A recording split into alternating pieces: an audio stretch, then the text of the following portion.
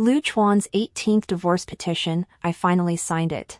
He froze for a moment, but quickly regained his composure. Sign it. But don't regret it later. Don't come crying to me afterward. I ignored him and began packing my belongings. The very next day, he couldn't wait to bring his longtime crush into the mansion. At the same time, I left through the side gate in a carriage. He watched the direction my carriage took, about to chase after me, but was called back by his beloved. Your Highness, today is our joyous occasion. Don't let trivial matters spoil your mood. I laughed as I gazed at the carriage filled to the brim with gold, silver, and jewels.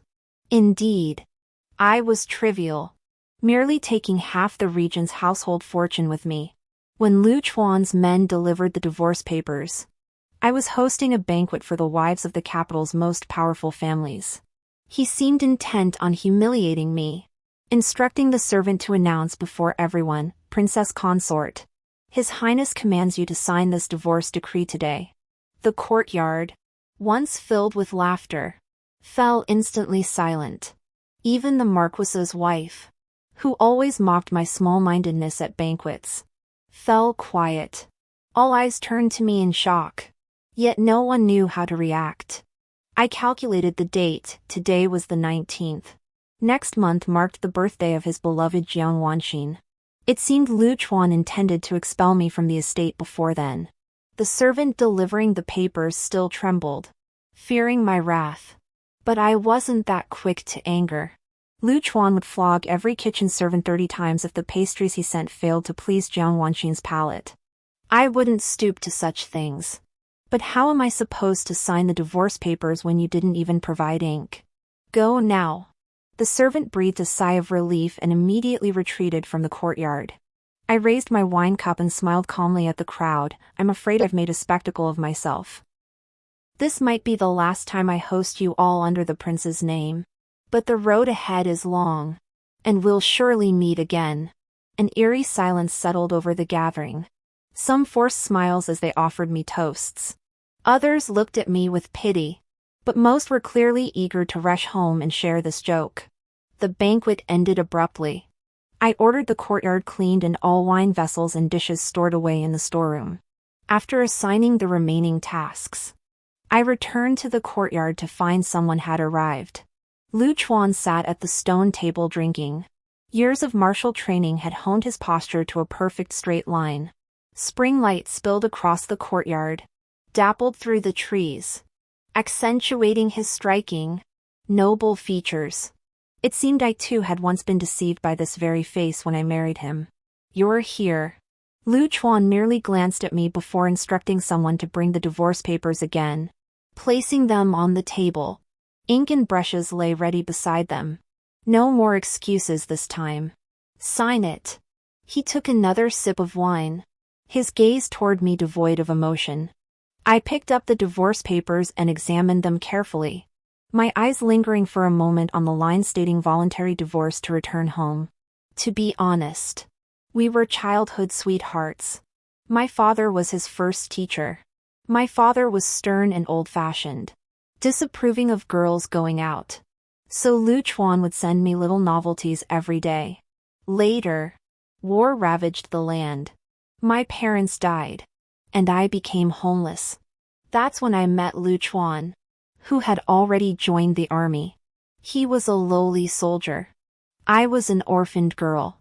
Yet he took my hand without a word, Ying. Don't be afraid. With me, you still have a home. Lu Chuan and I knew each other for 18 years. This is the 18th divorce petition he has given me since our marriage. I picked up the brush and signed my own name upon it. From this day forward, there is no wife of the Lu family, only Suing. I handed the signed divorce petition to Lu Chuan. He froze for a moment, but quickly regained his composure. Sign this and don't regret it. Don't come crying to me later. I gave you a chance. If you'd willingly relinquished your position as primary wife, I could still ensure you never want for anything. You're the one who didn't know your place. He was reproaching me for refusing to agree. forcing Jiang Wanqin to stay in the outer residence for over half a year. I didn't want to argue with him. I simply tucked away my copy of the divorce papers and went inside. Lu Chuan couldn't wait to share the good news with Jiang Wanqin. He left the mansion that very day and didn't return all night. After resting overnight, I began inventorying all my possessions the next day. The new emperor was young. It took Lu Chuan a full decade to rise from a lowly soldier to the regent prince who now held sway over the entire court. Officials, eager to curry favor, sent gold, silver, and jewels flowing into the prince's mansion like a river. Now that Lu Chuan had no shortage of money, he naturally forgot where the funds had come from during those 10 years when he was building connections. From the very beginning, I sold my family heirloom jade bracelet to buy him the rank of a lowly soldier. Later, I learned to run shops and businesses myself. Wherever money was needed, I never held back, forging a path to the heavens for Lu Chuan. What I received in return was a divorce decree. Over a dozen accountants gathered together, clicking their abacuses for 3 full days before finally calculating the portion of assets that belonged to me. These past few days, I've been wandering the capital, taking the opportunity to inspect my shops. Currently, the most profitable ventures in the city are the tailor's workshop and the Golden Jade Pavilion. No sooner had I entered the tailor's workshop than the shopkeeper approached to report. The prince visited yesterday, requesting a new garment. Handing me the order form, the shopkeeper revealed it was for a wedding robe. One glance confirmed it. A particularly lavish wedding robe. At that, the golden phoenix embroidered on it would require 10 embroiderers working tirelessly with gold thread for 10 days straight. How much deposit did he leave? The shopkeeper remained silent. Just then, a commotion arose downstairs as a carriage pulled up before the door. Lu Chuan stepped out, holding Jiang Wanqin's hand. Seeing the shop's signboard bearing the characters cloth shop, Jiang Wanqin's face lit up with satisfaction. This was the most renowned tailor shop in the capital, even frequented by noble ladies and princes. Lu Chuan immediately stated he had placed an order here yesterday, then led her inside and summoned the manager. Your Highness ordered a wedding gown here yesterday. Bring out the design sketches for me to see. The manager bowed respectfully. Your Highness, noble persons are prone to forgetfulness. I fear you may have forgotten that no deposit was placed yesterday. At this, Lu Chuan's expression darkened instantly. Absurd. Do you think I'm short on funds? The manager broke out in a cold sweat. I glanced at the shopkeeper, who understood immediately and hurried downstairs to report. Your Highness, please calm down. Our shop's policy requires a deposit before we begin work. The remaining payment is due upon completion. Nonsense. How come I've never heard of such a rule before? The shopkeeper feigned surprise. Your Highness, did you not know this shop belongs to the princess consort? She is the proprietor. How could we dare accept payment from you? But now, Lu Chuan's expression became quite a spectacle upon hearing this. First astonishment, then fury. He didn't want to lose face before his beloved. He'd never paid before, assuming it was due to his authority as regent prince, never realizing it was because of me.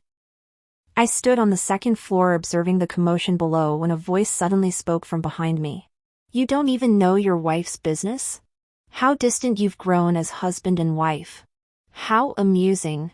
I turned at the sound, meeting a face so breathtaking it took my breath away. Peach blossom eyes framed by a tear mole, a faint smile playing at the corners of his lips. Even the gold and jade adorning his attire couldn't steal his radiance. Yet gazing upon that face, I found myself unable to smile. I never expected to find young Master Pei here. Pei Yanzhao was a name that rang loud and clear throughout the capital. Among the city's established aristocracy, the Pei family boasted the deepest roots. Having weathered generations, they remained steadfast, a true noble house. As the eldest son, the family's chosen heir, Pei Yanzhao was also the man Lu Chuan feared most. He carried himself with an air of refined charm and passion, Yet his thoughts were unfathomably deep. These aristocratic families were interconnected like a delicate web. Lu Chuan had stumbled over them more times than he could count. I've long heard of the fame of your tailoring workshop and came today to see it for myself. With the Shanxi festival approaching, the elders of my clan are urging me to marry. If I wear garments from your workshop for a stroll by the river, who knows? Perhaps some young lady might take a fancy to me. As he spoke, Pei Yin Zhao folded his fan, his gaze sweeping over my face. If you're here to order clothes, just say so. Why all the talk? Besides, Pei Yin Zhao has it all: good looks, noble lineage, and talent. Countless noble ladies covet him. Why go to such trouble? Perhaps it was because Lu Chuan had spent years whispering tales of Pei Yin Zhao's faults in my ear, leaving me with little regard for him. Pei Yin Zhao didn't seem angered by my forced smile. He merely glanced down at Lu Chuan and Jiang Wanqin below, clicking his tongue. To forsake a precious jade for a mere stone, some truly lacked discernment. I couldn't fathom what Pei Yin Zhao meant by that. Though Jiang Wanqin was now the daughter of a disgraced minister, she had once been a proper official's daughter, skilled in all the arts: music, chess, calligraphy, and painting. Lu Chuan himself had said my status was worlds apart from hers.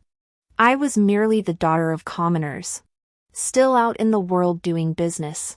He should have divorced me outright and married Jiang Wanqin. Only to save my face did he allow me to voluntarily relinquish my position as primary wife and accept being a secondary wife. By the way, will Manager Su be heading to the southern outskirts for the Shanxi Festival? Every year during the Shanxi Festival, the southern suburbs are especially lively. Unmarried young men and women come to see each other. If they meet someone they like, they can pick a flower to give to them. More importantly, large crowds mean substantial profits. I've already arranged for several shops to operate there. Naturally, I'll oversee operations myself. He should be attending. Is that so? A deeper smile spread across Pei Yin Zhao's eyes. Then I must dress impeccably, ensuring Manager Su spots me at once. With that, he turned and departed with his entourage, leaving me gritting my teeth in fury. What does that scoundrel think he's doing? Why should I join the crowd of men and women courting each other during the Shanxi Festival? Just as I was seething, a maid beside me suddenly handed me something. This was left behind in young Master Pei's private room earlier. I looked closely. It was a jade pendant with 2 fish, of exceptional quality. When Lu Chuan returned, I was drinking tea in the courtyard, listening to the staff report on the finances of each shop. He stormed up to me and demanded without preamble, "The tailoring workshop is your business. Why didn't you tell me? If I hadn't said, would you not have asked?" Lu Chuan fell silent. Whenever the accountants reported before, I never hid it from him. He sat beside me, he couldn't have missed a single word. But he never cared. When he needed money, he'd just send someone to the accounts office. Fine. Since that's the case, I'll ask you now, what other businesses do you hold? I couldn't help but laugh out loud, setting down my teacup and covering my mouth to stifle the tears welling up.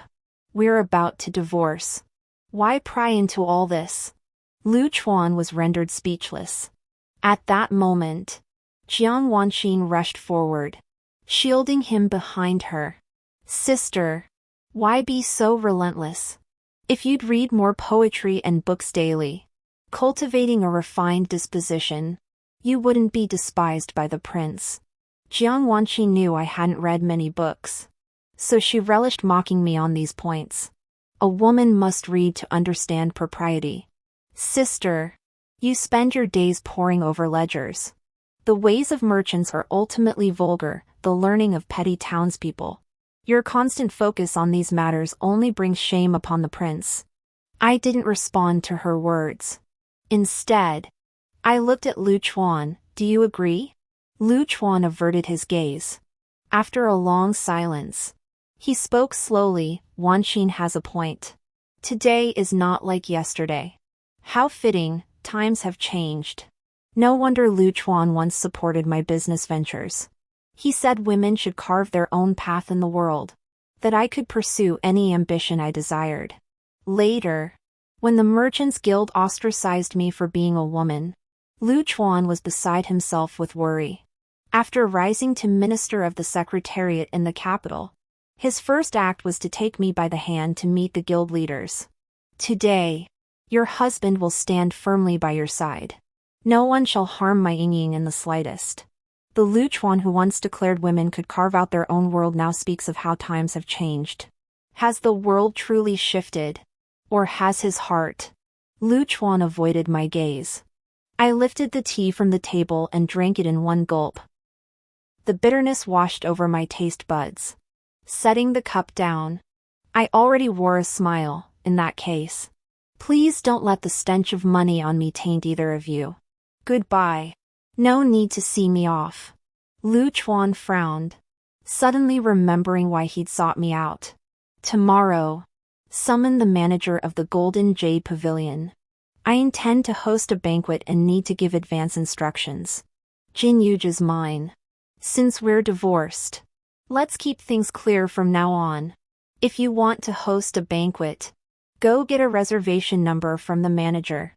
Jin Yuji is now the top restaurant in the capital. Even clearing the place out in advance for preparations requires paying for a reservation number.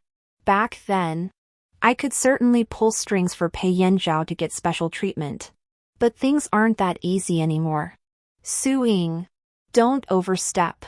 Golden Jade Pavilion was opened after our marriage. By law, upon divorce, it should be divided equally. How dare you decide unilaterally? Without this prince's backing, could you have secured the top spot among ins?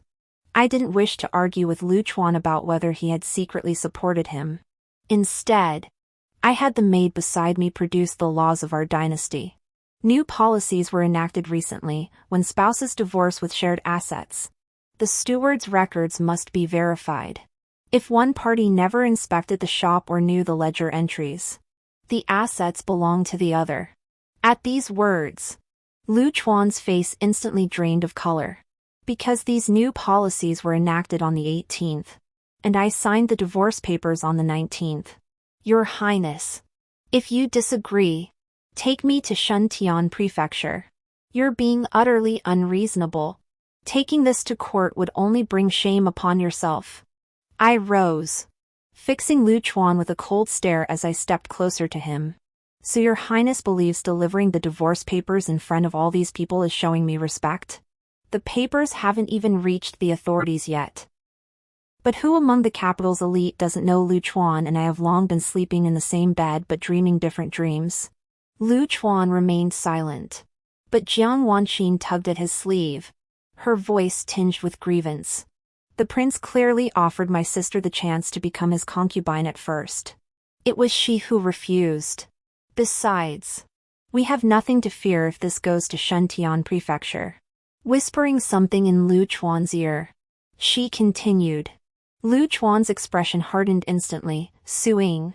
You've forced my hand. Then let's settle this in court.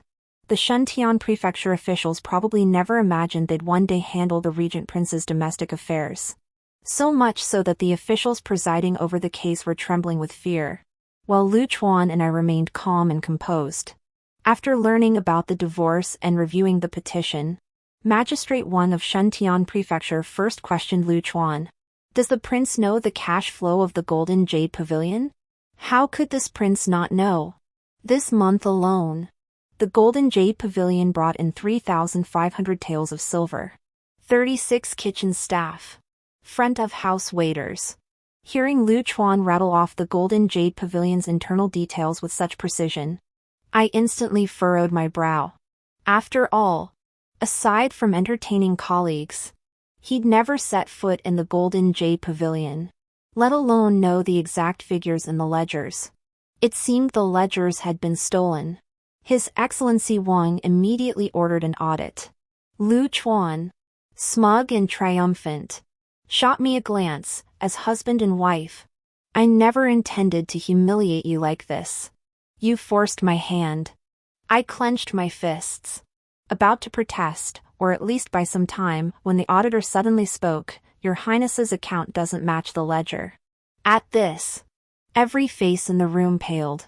Lu Chuan stormed forward, snatched the ledger, and scrutinized it. His expression darkened until he finally flung it to the floor in fury. The ledger landed before me. Its latest page recorded a recent deposit. Pei Yanzhao's banquet, 128 tables, totaling 300 taels of silver, settled in full. Without this 300 taels, the figures would precisely match Lu Chuan's account. Perhaps we should invite Magistrate Pei over to ask. The Shuntian prefecture officials were also stumped. Just as Lu Chuan frowned to refuse, a voice came from outside. Your Honor, Magistrate Pei is at the door, willing to testify. Pei Yanzhao entered the Shuntian prefecture with unruffled composure. The jade and gold ornaments adorning his waist jingled softly with his movements. His almond-shaped eyes swept the room before he strode directly to a seat at the side. As a witness, may I take a seat? Clearly unwilling to offend the Pei family, Magistrate Wang promptly nodded his consent. He then cautiously inquired about the Golden Jade Pavilion incident. Ah, that did occur. Lu Chuan flared up at once, but that proves nothing. That sum could very well have been added by the shopkeeper just then, before he had a chance to report it. How could Suing have known? Before Lu Chuan could speak, Pei Yanzhao interjected. Of course she knew. She often visited the Golden Jade Pavilion to inspect the shop. That day, I went to place an order but forgot my money, so I pawned my jade pendant instead. Manager Su. My jade pendant, it's still with you, right? Lu Chuan had been confident he could claim half of the Golden Jade Pavilion. Yet he ended up storming out of Shuntian Prefecture in a rage. After taking a few steps, he halted and turned to face me. Since the divorce papers have been submitted, we are now completely divorced. Starting today, you need not return to the prince's mansion. After a woman divorces her husband in the Tang dynasty, she may choose to return home with her household register. But both my parents had passed away, leaving me without a home to return to. Lu Chuan knew I had nowhere to go and was determined to leave me destitute. I could only wait for my household registration to be reissued, staying temporarily at the Golden Jade Pavilion in the meantime. But soon after, an imperial edict arrived from the palace, summoning both Lu Chuan and me. Lu Chuan immediately distanced himself. She is no longer my wife. She need not accompany me to the palace, Your Highness. But the edict clearly states that both Lu Chuan and Suing are to enter the palace together. I couldn't fathom why I alone was summoned. Especially after arriving, I discovered the gathering was surprisingly large. The young new emperor, the eldest princess, the empress dowager, all were present. Even Pei Yanzhao was there. The current empress dowager is also a daughter of the Pei clan, meaning the new emperor carries half Pei blood. This is precisely why Lu Chuan has always been wary of the Pei family. Too many veteran ministers in court support the Peis, making his position as regent prince far from secure.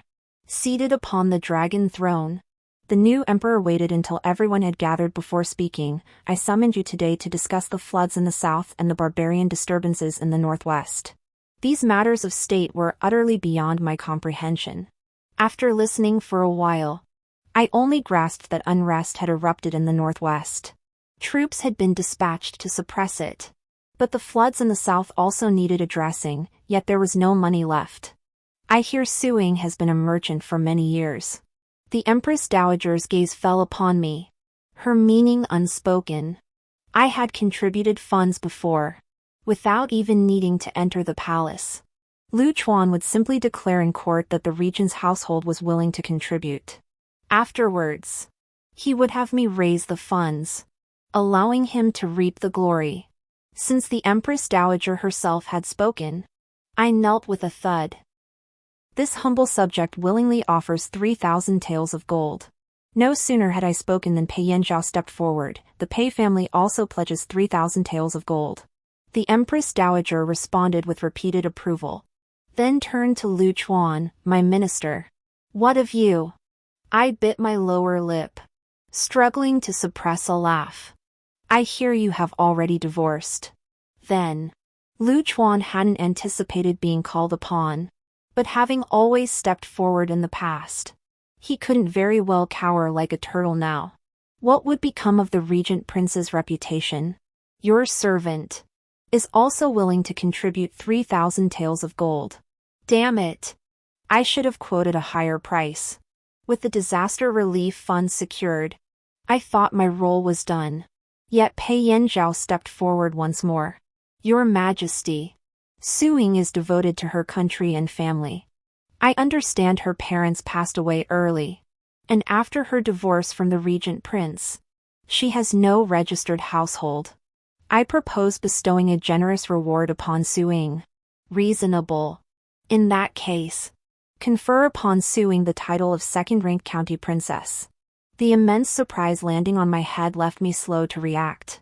Because I had no household registration, I couldn't purchase a residence in the capital. But as a county princess, I could establish my own household. Leaving the palace, my steps still felt light and unsteady. I stared at the precious scroll in my hand, unable to believe it. I had gone from a commoner to a county princess. Henceforth, I would possess my own distinct household registry, a name that belonged solely to me, no longer the wife of Lu or the daughter of Su. I was Su Ying. Clutching the precious scroll tightly, I stepped toward the exit when a figure suddenly darted past me, blocking my path. What is your relationship with Pei Yanzhao? Lu Chuan's brows knitted tightly, his gaze toward me brimming with irritation and impatience. First you give him your jade pendant. Now you speak for him. Did you two conspire to set me up just now? Your Highness, I don't understand what you mean. I don't know why Pei Yanzhao helped me either. After much thought, perhaps he simply wanted to cause Lu Chuan trouble. Entering the palace, Lu Chuan and I shared the same carriage. Returning, I could now ride in the county princess's own carriage. Just as I was about to board, someone called out to me from afar. My carriage has encountered a slight mishap. Would the county princess be so kind as to give me a ride? I looked at Pei Yanzhao in confusion. Could such a coincidence really exist? Still, considering how he'd helped me several times before, I agreed. The carriage rode smoothly, its interior filled with calming incense. But with an extra man inside, I couldn't help feeling restless. Speaking of which, I owe these recent favors entirely to Magistrate Pei. I must personally visit your residence to express my gratitude another day. Certainly. When might that be? His question left me speechless. After all, that wasn't the typical reaction. Was the Pei family truly this hospitable? Once I've settled my current affairs, I'll prepare a generous gift. No need for such trouble. Your presence alone suffices. Pei Yanzhao leaned against the side, his smile radiant. The county princess's visit would honor the Pei household. I shall personally attend to you. I clenched my fists, a distinct feeling of being outmaneuvered creeping over me. The jade pendant Lord Pei left behind at the tailor's workshop. I'll arrange for it to be returned to its rightful owner. Why go to such trouble? Pei Yanzhao's fox-like eyes fixed on me, the tear mole beneath his eye adding a touch of allure. I felt my face grow slightly warm and quickly looked away. A soft sigh reached my ears as Pei Yanzhao drew closer. At this point, I might as well lay my cards on the table with the county princess. He drew a deep breath, meeting my eyes as he spoke each word deliberately. I've admired you for a long time. Now that you've divorced Lu Chuan, would you consider me? I froze in place, unconsciously clenching my sleeves. After a long moment, I managed to choke out. Lord Pei must be joking. I am not joking. Upon learning of your divorce from Lu Chuan, I was overjoyed. I began appearing at places you frequent, the Golden Jade Pavilion and the tailor's workshop, hoping for a chance encounter with you. This sudden display of affection left me utterly flustered. Until the servant driving the carriage outside announced we had arrived at the Pei residence. Before stepping down, Pei Yanzhao opened his folding fan to conceal the smile playing at his lips, leaving only his beautiful eyes to wink at me. Please do consider me County Princess. I longed day and night for your divorce. As the carriage approached the Regent Prince's residence, my thoughts remained tangled. I couldn't fathom what Pei Yanzhao truly intended. County Princess. We have arrived. The maid helped me down from the carriage, gazing at the grand and imposing gates of the Regent Prince's residence. I felt neither sorrow nor joy. Today I returned to collect the last of my belongings. In the courtyard, I directed servants to load my possessions onto the carriage. Just then, Lu Chuan blocked my path. What do you mean by this? We're divorced. Naturally, we must divide our belongings. The courtyard emptied bit by bit as furnishings were carried out. Lu Chuan suddenly kicked the pear blossom bench, shattering it. Seeing his rage, everyone knelt on the ground. After all, the bench wasn't mine. I watched him calmly and asked what he intended to do. What do I intend to do? His chest heaved as words gathered at his lips, only to be swallowed back. I wish to marry Wanxin as soon as possible. Won't you stay to witness the ceremony? Why make such a scene? It's unheard of for a former wife to remain in the household during a wedding. But Lu Chuan paid no heed, forcibly confining me within the courtyard and ordering me to stay for the ceremony. The wedding would take place in 3 days. Learning of the imminent wedding, Jiang Wanxin was visibly startled. After all, so many things weren't prepared. This was, after all, her first wedding. But Lu Chuan was determined. Jiang Wanxin didn't resist. She merely glanced at me before taking Lu Chuan's hand and placing it on her lower abdomen. Well then, I also have some good news to share with you. I'm pregnant. From start to finish. I sat in my courtyard drinking tea and watching the falling blossoms, ignoring the two of them being affectionate in front of me. But when Jiang Wanxin announced her pregnancy, my index finger twitched uncontrollably for a moment. You're pregnant? Lu Chuan looked startled, instinctively glancing at me. Yes. This is His Highness the Prince's first child. You and sister have been married for years. Yet she couldn't bear you an heir. I slammed my teacup onto the table, and Jiang Wanxin's smile grew even more smug. But the next second, Lu Chuan gently pushed her away. Since you're pregnant, you should go back and rest properly. Your Highness? Jiang Wanxin hadn't expected this reaction. Before she could say anything else, she was already being led away by the maidservant. Only the two of us remained in the courtyard. Lu Chuan slowly approached me, but before he could get close, I dismissed him. Congratulations. You may leave now. I fled back to my room. The moment I slammed the door shut, my body lost all control. I slid down the door frame, collapsing onto the floor. Lu Chuan and I once had a child too. I was just pregnant when the palace coup erupted. To force Lu Chuan's surrender, they took me hostage. They demanded Lu Chuan reveal the new emperor's whereabouts, threatening my life if he refused. Facing death. Who dares defy? Lu Chuan shot an arrow through one guard's skull, enraging the others. I was seized and forced to flee. Just as we reached the city gates, the guarding Pei family intercepted us.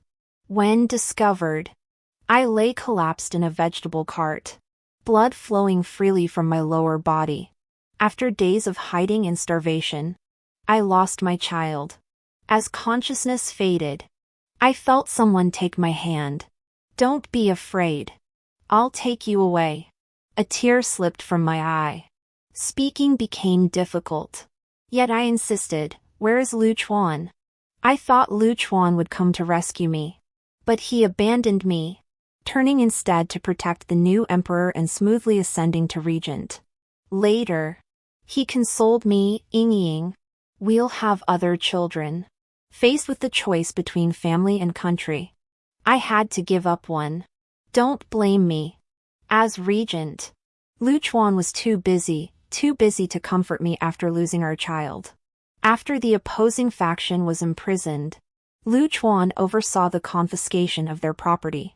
It was then he met Jiang Wanqin. Facing the confiscation, Jiang Wanqin stood in the courtyard, her spirit as unyielding as frost-covered bones. My father did wrong. This is his just punishment. Isn't a woman's education meant to discern right from wrong? Thus, with righteous resolve, she revealed the hiding place of her own father in the cellar, thereby sparing herself. From that day onward, Jiang Wanqin's stubborn spirit etched itself into Lu Chuan's heart. Jiang Wanqin and Lu Chuan's wedding was rushed. In front of Lu Chuan, she refrained from outbursts, but turned around to berate and strike the servants. Because she couldn't buy the flowers she wanted. Because she disliked the hairpin. Any excuse could become the reason for her outbursts. 3 days later, I still didn't attend the wedding. I only sent something to Lu Chuan. But I never expected Lu Chuan to come looking for me. Right before the wedding ceremony, he rushed into my courtyard. Where did you get this? He held a red jade bracelet, the last thing his mother had left him. When I first learned business, you sold it to support me. Only after making money did I learn the pawnshop had long since sold it to someone else. After all these twists and turns, I found it again. Here. Take it back. We're even now. I had many people search until I finally retrieved the red jade bracelet. Back then, we were struggling. I wanted to buy a shop. So Lu Chuan pawned his mother's keepsake.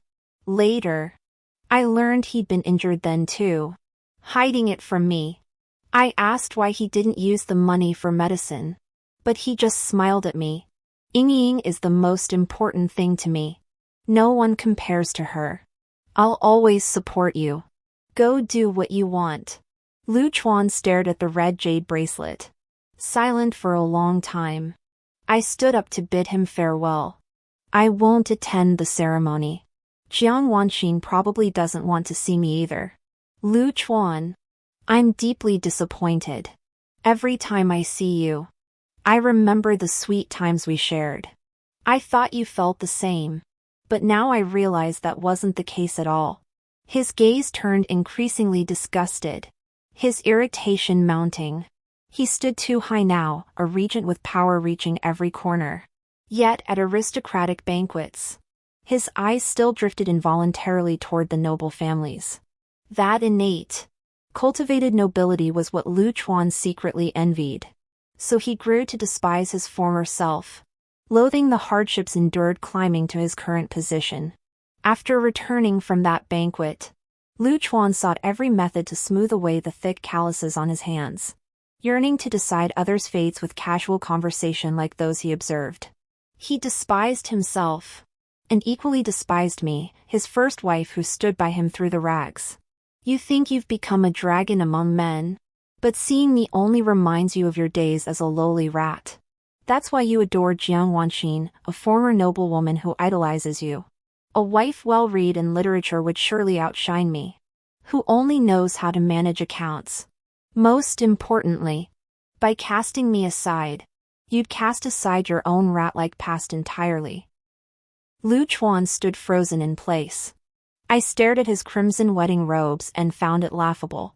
The front courtyard was too chaotic, so I slipped out through a side gate. Only a young maid followed me. She'd served me for years. I'd once considered giving her a manumission certificate so she could return home, but she insisted on staying. After boarding the carriage, the maid watched the regent's mansion grow distant, her resentment still simmering. That jade bracelet cost a fortune to track down and buy back. You sold him too cheaply. I massaged my temples and chuckled softly, patting the chest at my feet. This chest holds the most crucial estate deeds. Even if Lu Chuan and I part ways completely, I won't let myself be shortchanged. Most of the Regent Prince's fortune has been taken away, and he still needs to raise 3,000 taels of gold for disaster relief funds. Without any income, relying solely on his salary, he's just waiting to squander his wealth. Life is long, and I refuse to hang myself on one man.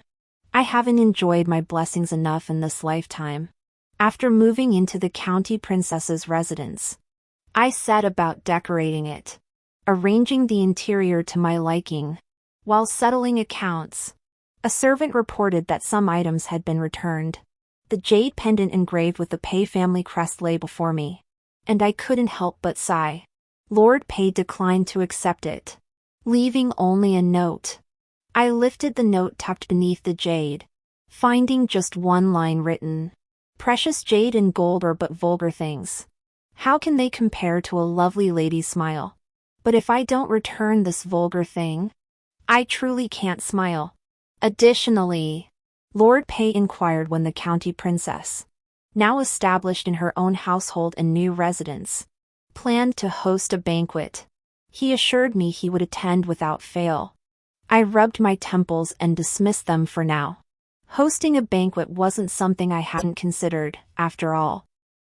Doing business in the capital requires cultivating connections. But now, I held only the title of county princess. At my core, I remained a merchant. The capital's powerful and privileged might not grant me the courtesy I sought. Prepare the invitations first. Whether they come or not is another matter. Yet on the day of the banquet, not only did the guests arrive, but the gathering proved remarkably lively. The Pei family carriage arrived first. Stepping out was none other than the matriarch of the Pei clan, a first-rank noble lady. Pei Yanzhao carefully helped her down, then winked at me. Lady Pei took my hand, chatting as she instructed servants to bring in the gifts they'd sent. The second to arrive was the general's wife, with whom I'd always had a strained relationship. She shot me a dismissive glance before having her gifts brought up. Don't thank me, I only came because I've been bored out of my mind lately without any wine to drink. After that, the Lady Wang and Lady Li, who'd always been kind to me, arrived. Lady Wang even took my hand and whispered in my ear, "My husband mentioned that the Regent Prince's wedding didn't go through in the end." Why? They say during the ritual bow to heaven and earth, the Regent Prince suddenly fainted. In the end, the guests had no choice but to depart, busy with my own affairs, and with those around me fearing I'd be upset. Everyone told me about Lu Chuan's situation. Hearing this news surprised me. Nevertheless, that new princess consort moved in quite openly and later even held a banquet. The new princess couldn't stand anyone. She looked down on General Zhang's family for being common military folk. She dismissed Lady Li, the Grand Tutor's daughter, as merely a bookworm who couldn't hold a candle to her own charm. Even when Lord Yang's daughter offered to play the zither to liven things up, she scorned it as vulgar behavior. Madame Li nodded in agreement upon hearing this. With her haughty demeanor, she believed no woman in the capital could compare to her. Yet at the banquet, she found the offering stingy and miserly, prompting the general's wife to leave immediately. I never imagined so much commotion would unfold just half a month after my departure. The crowd of banquet guests swelled, nearly blocking the roads. I worked late into the night. Truthfully, I knew many of the latecomers only attended after hearing Lady Pei herself was present. As I departed, Lady Pei detained me for a lengthy conversation.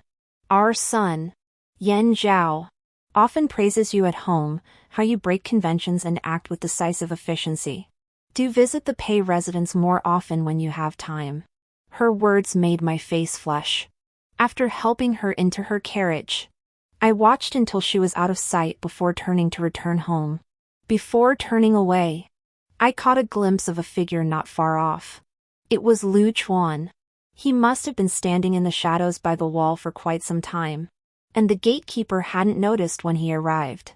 He didn't approach, merely standing at a distance, silently watching the county princess's mansion gate. Close the gate! I darted inside and urged the gatekeeper to shut it. Be more careful guarding the gate in future. Don't let just any Tom, Dick, or Harry in. What if they urinate by the corner? After the banquet, there was still a mountain of cleanup work to do. Just then, the servant came with news. Someone was knocking at the gate. Who is it? It's Magistrate Pei. Pei Yanchao had actually turned back, claiming he'd lost a jade pendant. Would the county princess allow me to enter and search? I nodded and ushered him inside. Yet once within the courtyard, Pei Yanzhao didn't immediately bend to search. Instead, he gazed at the moon in the sky and spoke with emotion. The moon tonight is truly beautiful. I once harbored a wish to admire it with someone I cherished. Pei Yanzhao. I cut him off impatiently. What exactly are you trying to say? Pei Yanzhao had seen every kind of precious jade since childhood. Why would he personally visit late at night just for a jade pendant? Since the county princess already knows my feelings, I'll speak plainly. I admire you. The greatest fortune of my life was stopping that crowd at the city gate and finding you. But my deepest regret was sending you back to Lu Chuan. He clearly doesn't love you. Yet you've clung to him all this time. I waited so long for your divorce. Now I want a chance for myself. As he spoke, Pei Yanzhao held up 3 fingers. Just 3 months. Okay? Give me 3 months. If after 3 months you still don't like me, then I'll gladly leave your side. I exhaled a long breath. He scared the life out of me. I thought he was going to swear an oath right there in front of me. After going through this ordeal, I now understand that vows of eternal love are nothing but fleeting smoke. What weight could a mere touch of lips possibly hold? Pei Yanzhao. You're a young master from a distinguished family. Why must you entangle yourself with me? But the truth is, I'm just an ordinary man. I like you. I want to draw closer to you. I'm only trying to fight for myself one more time. He lowered his gaze, concealing the emotion in his eyes. His voice trembling, would you deny me even the small chance? I clenched my fists, momentarily speechless, only able to stare silently at the man before me. As moonlight spilled over him, his body adorned with jewels couldn't conceal the breathtaking beauty of his face. Perhaps tonight's moon was simply too beautiful, momentarily clouding my judgment. Fine. Since that's the case, I'll see how you perform. I never imagined I'd agree to him so impulsively. I had someone return the jade pendant he'd once left behind. Pei Yanzhao's hand caressed the jade, lost in thought. This jade was meant for my future wife. If you can't accept me now, I'll keep it for 3 months. Then I'll give it to you. Okay? How can you be certain I'll accept it in 3 months? Pei Yanzhao lifted his head, smiling at me, his eyes sparkling like stars. I don't know, but I want to try. After that day, my chance encounters with Pei Yanzhao skyrocketed. Whether strolling through the capital or inspecting shops, his figure was always within sight. Until the Shaanxi festival, when he personally delivered an invitation for me to go out. Pei Yanzhao truly understood refinement. Knowing the shore was crowded, he deliberately took me out on a boat to cruise the lake, steering toward quieter waters. Sitting in the painting studio, listening to the soft melodies, it was indeed a unique charm. But I noticed a figure on the shore. Jiang Wanxin stood alone by the shore, looking desolate, with no sign of Lu Chuan beside her. Just as I wanted to look a little longer, Pei Yanzhao stood before me, blocking my view. Today, you're not allowed to look at anyone else. You're only allowed to look at me. How domineering. I silently grumbled to myself. How had I never noticed before that beneath that gentle, jade-like exterior lay such a fiercely possessive streak? Not only did Pei Yanzhao keep bumping into me, he actively engineered opportunities for us to meet. One day he'd spend lavishly at the Golden Jade Pavilion, the next. The Pei family would host a banquet and invite me. As our gatherings multiplied, whispers began to stir. Some even confronted Pei Yanzhao directly. I happened to overhear their exchange. Why must Magistrate Pei fixate on the county princess? Have you forgotten she? So what? A pearl falling into mud, is it the pearl's fault or the mud's? The group fell silent. I turned and left, feeling my heart race. Rumors about Pei Yanzhao and me had barely begun circulating when an uninvited guest arrived at the manor. Lu Chuan effortlessly evaded the guards in the courtyard and approached my room. He paused outside the window, softly calling my name. But what awaited him was my loud cry for help. As the guards dragged him away, he stared at me, his face frozen in disbelief. You knew it was me. Why did you call for help? Precisely because it was you. I never wanted to see you again. Frequenting the Golden Jade Pavilion, I'd overheard many things. For instance, Lu Chuan now faced enemies on all sides within the court. The 3,000 taels of gold he'd promised remained undelivered, fueling discontent among the officials. His rise to regent was built entirely on protecting the new emperor.